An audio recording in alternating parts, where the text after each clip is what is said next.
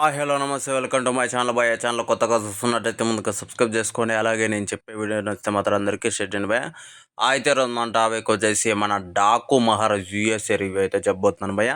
Cinema ఏంట్రా బాబు mental ఎక్కే మాదిరి ఉంది. నాకైతే మెంటల్ కొట్టిందనే చెప్పొచ్చు.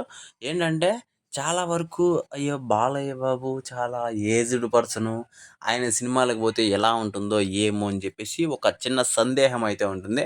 మీరు అలాంటివేం పెట్టుకోకుండా ఫస్ట్ థియేటర్‌కెళ్ళిపోండి. ఎందుకంటే నేను చెప్తున్నాను, సినిమా ఊచకోతే అని చెప్పొచ్చు. అలాగే దానికి తగ్గట్లు ఇప్పుడు ఏదైనా సీన్ దగ్గర కొద్దిగా ఏదో లో అయితాంది అనే పరిస్థితి వచ్చిందో, తమనన్న అక్కడ మన 'అఖండా'లో విశ్వరూపం చూపిస్తాడు చూసారా?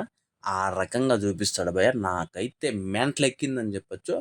అసలు కొన్ని బీజీఎమ్స్ అయితే ఇప్పటి వరకు కూడా నాకు మైండ్‌లో ఇంకా తిరుగుతూనే ఉన్నాయి. ఎందుకు బాలయ్య బాబు ఇక్కడ అంటే యూఎస్ఏలో మనకు డాలాస్‌లో మనకు ఇది పెట్టారని జెప్పేసి, నేను ప్రీ రిలీజ్ పెట్టారని జెప్పేసి ఊరికే అనవసరంగా ఎందుకు అది ఇది అనుకున్నాను. ఇప్పుడు అర్థమైతుంది నాకు. అసలు సూపర్ భయ్యా!